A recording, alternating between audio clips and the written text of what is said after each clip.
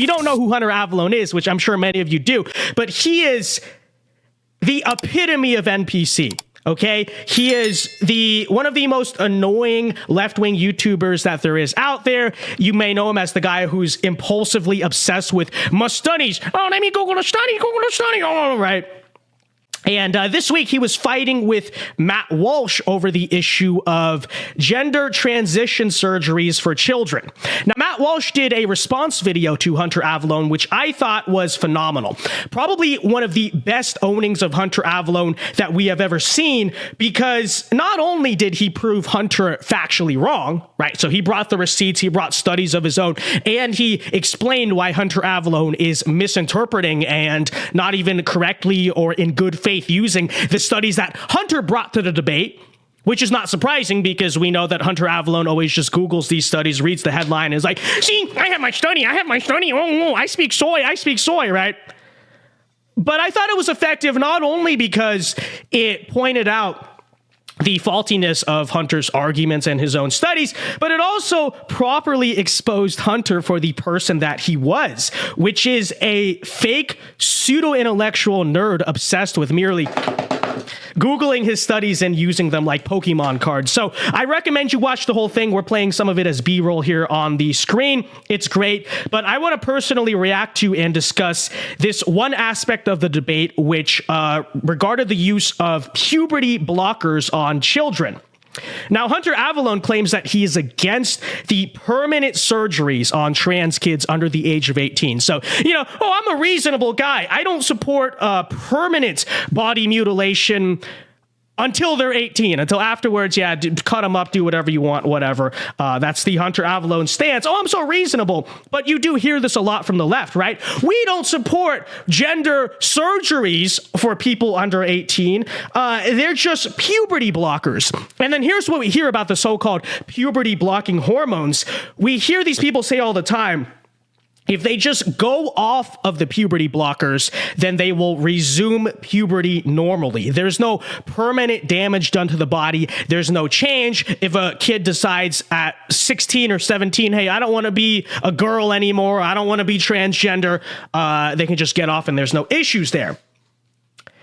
Now, I'm no scientist or doctor. So let me make that clear, YouTube, okay? Just legal reasons, the guidelines reasons, I don't have a clue what I'm talking about. I'm just a normal guy. But I ask for all of us to use something called common sense, which I think Hunter Avallone is largely incapable of using whatsoever. But my fundamental question is, how could it possibly be the case that taking hormones designed to block your body's natural process of puberty has no permanent or lasting effects on your body?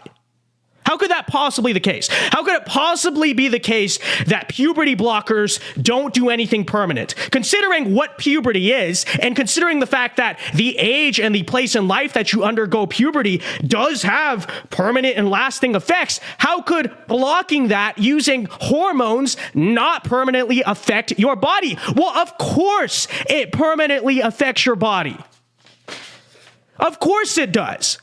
Again, like common sense here, people. And even if we are to assume that when these people, let's say hypothetically, get off of the puberty blockers and go through puberty, even if we are to assume that that puberty is 100% normal and natural and the exact same type of puberty they would have went on if, they did it before. So let's say someone was hypothetically supposed to hit puberty at like 13 years old and instead they do the blocker thing, they do it at 18. Even if we are to assume that they go through the same exact puberty, there's no differences, there's no changes there, I would still say, and by the way, I don't know if that's the case. Honestly, it's probably not, but who knows, okay? I don't know for sure. Whatever. Still, I would still say that the age at which someone goes through puberty does impact the way that puberty is. Just imagine going through puberty at like the age of, let's just say, 19 or 20 years old. And so at 19 or 20, when everyone has already gone through puberty, you're all of a sudden getting the acne, and then think about your growth. Like, is your growth and development really the same by just delaying this biological process for several years on end?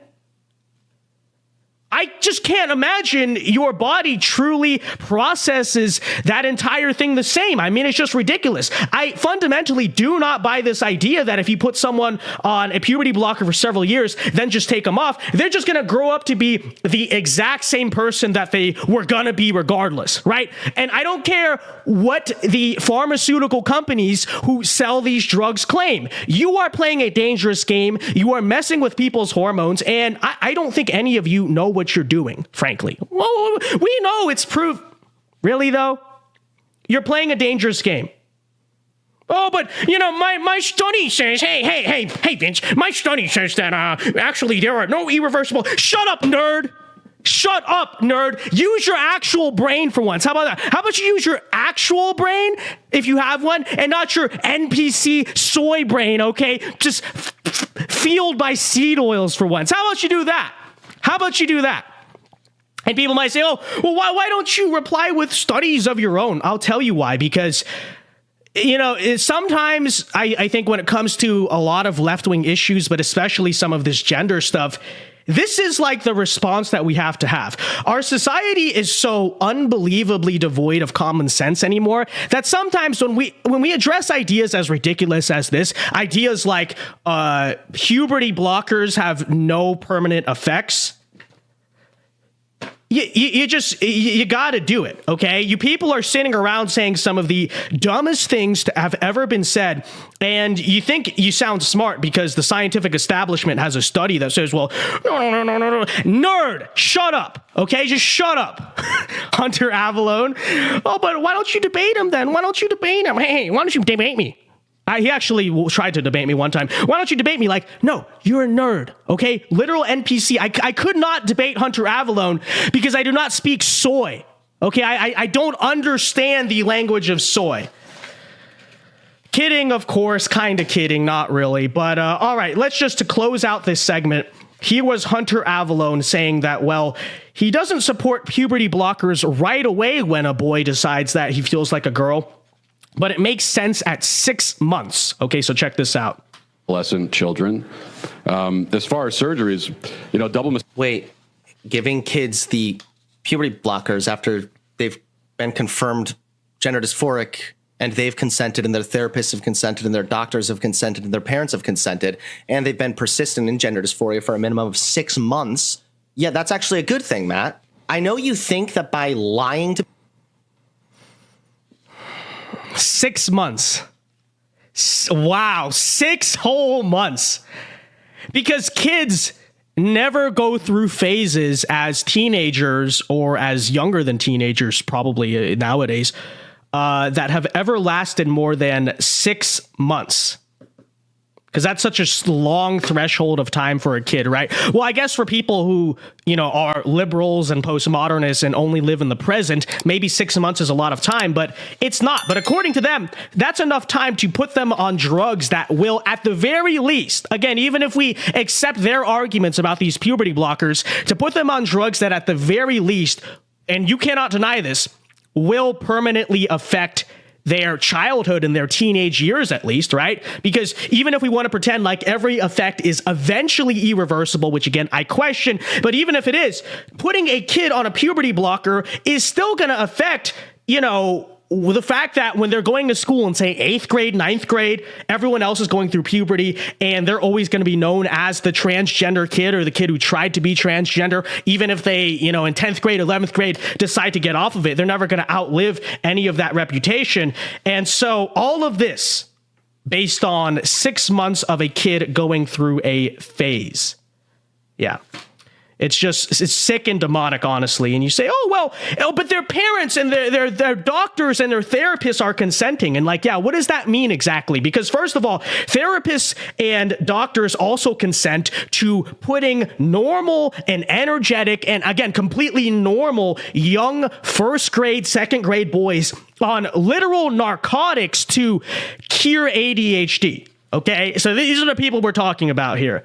Is that simply okay because it's approved by like Big Pharma and the FDA, right? Just medicating these very young boys and children?